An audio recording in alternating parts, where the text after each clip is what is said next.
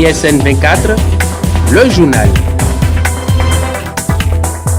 Bonsoir à toutes et à tous et merci de préférer ISN 24 pour vous informer. Les titres dans ce journal: affaire corruption en Angola, Isabel dos Santos, la première femme la plus riche d'Afrique, a été interpellée par la justice de son pays pour fraude dans plusieurs affaires. Les détails à suivre dans ce journal. Et puis les figures des hommes les plus riches d'Afrique encore révélées par le magazine Forbes des États-Unis. Ils sont au total 18 riches sur le continent noir.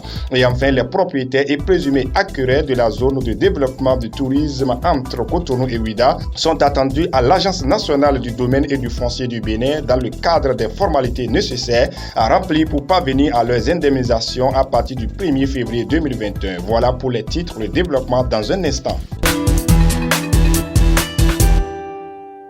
À nouveau, bonsoir. Le directeur de l'Agence nationale du domaine et du foncier ANDF, Victorien Kogbenou, à travers un communiqué publié mardi 26 janvier dernier, invite un groupe de propriétaires et de présumés propriétaires occupants d'un domaine de 11 hectares situé dans l'emprise de la zone de développement du tourisme sur le littoral à faire parvenir leur dossier à l'annexe de l'agence dans le cadre des formalités nécessaires à la libération de cette portion de terre, laquelle est située entre les villes de Cotonou et Ouidah. L'opération aura lieu du 1er au 12 février prochain, souligne la note du directeur de l'ANDF. Politique à présent, la bonne citoyenneté a été accomplie à la Commission électorale nationale autonome Sénat du Bénin par les élus du peuple. Tous les formulaires de parrainage ont été déjà retirés à la Sénat. Les 159 maires et députés sont allés à tour de rôle récupérer ce précieux sésame qui leur permet désormais de parrainer les candidats à la présidentielle du 11 avril 2021. C'est le maire de la commune de Sinandé, Sani Biokouri, dernier élu dans les locaux de la Sénat pour le retrait du formulaire ce jeudi 28 janvier 2021. Il met ainsi terme à cette opération qui était prévue pour s'achever le 31 janvier. Cette nouvelle activité, inscrite dans le cadre de l'organisation de la présidentielle, est conforme à l'article 132 alinéa 8 de la loi numéro 2019-43 portant code électoral en République du Bénin. Cette disposition de la loi électorale oblige tout candidat à l'élection présidentielle à obtenir le parrainage des 10% des élus maires ou députés. Société à présent, aujourd'hui, rares sont les femmes qui soutiennent leur mari. Certaines femmes accomplies s'engagent à entretenir les hommes sans rien demander en retour. Que pensent les citoyens béninois de ce phénomène? Est-il possible qu'une femme entretienne un homme? Élément de réponse au micro de Pierina Fakonde. Tous les hommes naissent égaux. Donc, ce qui signifie que le foyer n'appartient pas uniquement à l'homme.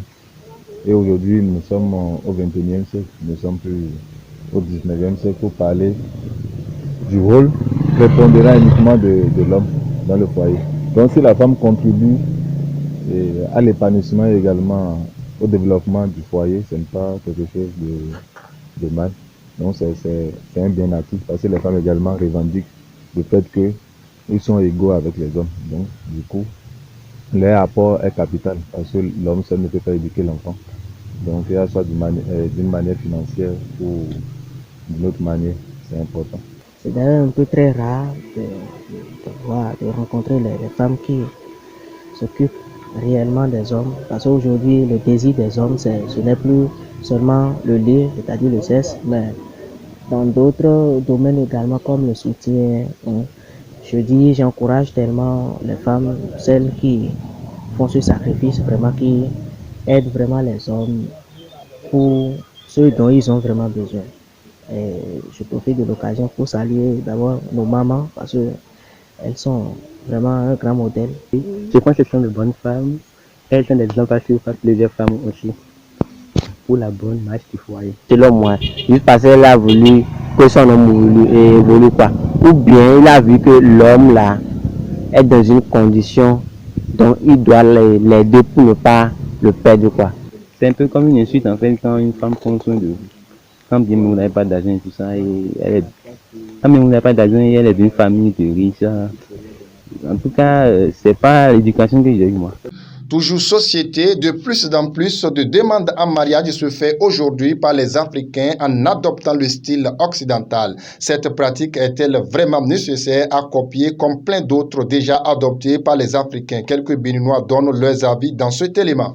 Quand on parle du sujet du mariage, c'est un sujet qui concerne pratiquement pas même les mariés. Normalement, dans nos réalités africaines, ça concerne juste les parents. C'est-à-dire que c'est les deux parents qui se voient, même pas les pères ou bien les mères de mariés. C'est-à-dire les grands-parents, les tantes, c'est-à-dire qu'ils arrangent souvent le mariage. Vous voyez un peu. Mais aujourd'hui, il y a ce qu'on appelle modernisation ou autre, donc il y a plusieurs personnes qui veulent copier les Européens. Donc ce système, moi, je ne trouve pas ça mauvais, mais nous devons aussi valoriser nos pratiques. C'est primordial parce que c'est juste pour montrer à la fille que oui, je suis prête à t'accueillir dans ma maison, je t'aime, je vais faire ci. Maintenant là, toi, si tu veux accepter, genre la fille accepte. Maintenant, on va chez la famille, on va devant la famille, c'est ça, on appelle ici en Afrique la dot.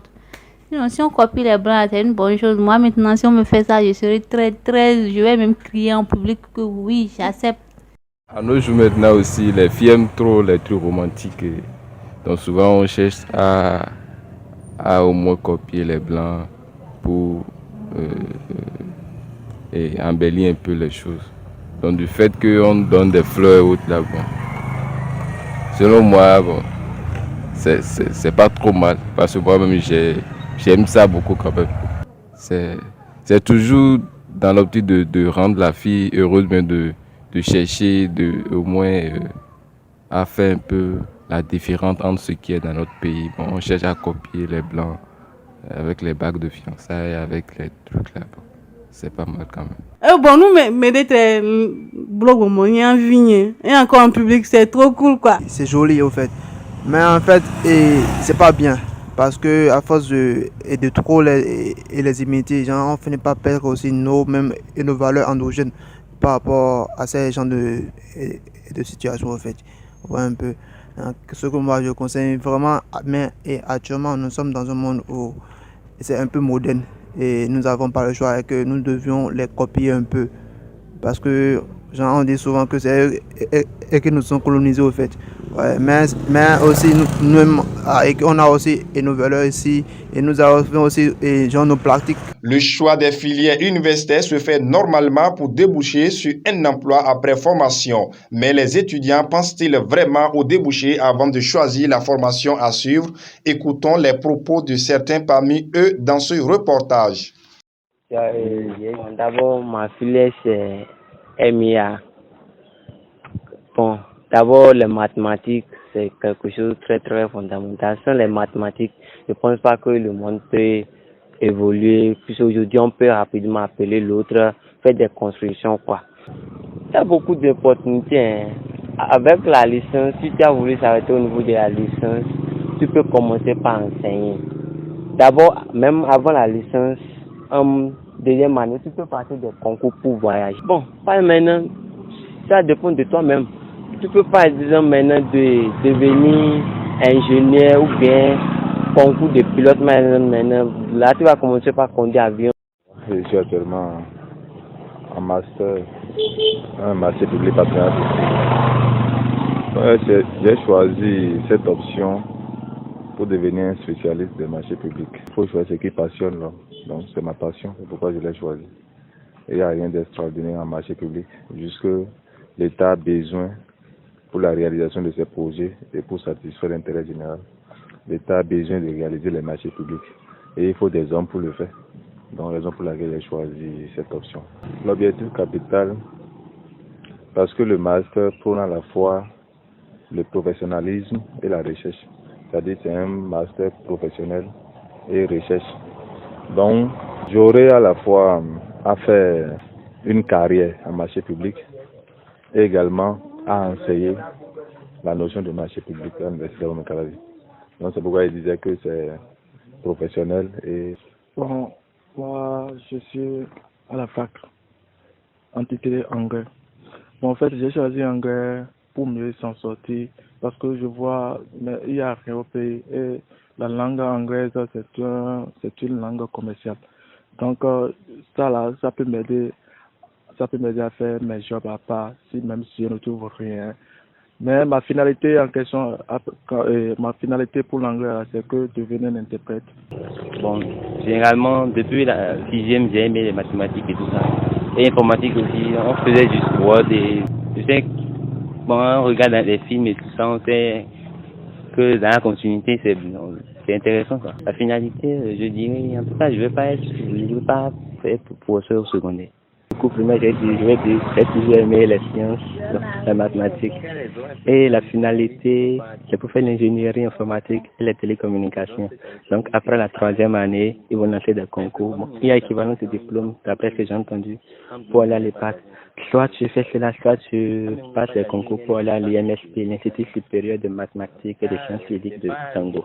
À présent, la page Afrique avec Martine Djimadé. Parlons d'Afrique. Forbes a revu sa liste des hommes les plus riches d'Afrique.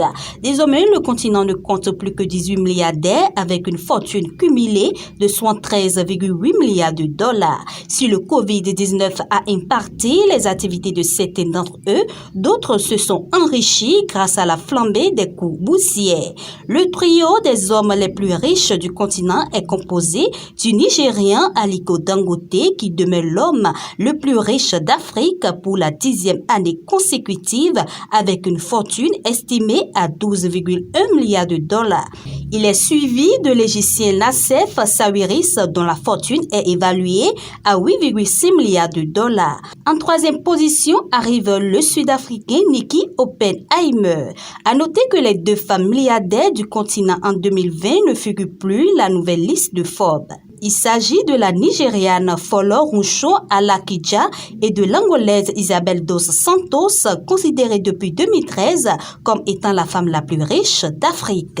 Toujours avec Isabel dos Santos, la justice française a rejeté la demande de cette femme d'affaires angolaise relative à l'annulation d'une sentence arbitrale la condamnant à payer plus de 600 millions de dollars. Après la perte de contrôle, le revers judiciaire, c'est ce que représente désormais Unitel, le principal opérateur de téléphonie en Angola pour Isabel dos Santos. La justice française a en effet rendu ce 26 janvier une décision défavorable à la femme d'affaires angolaise, fille aînée de l'ancien président José Eduardo dos Santos, selon les informations publiées par Jeune Afrique ce jeudi.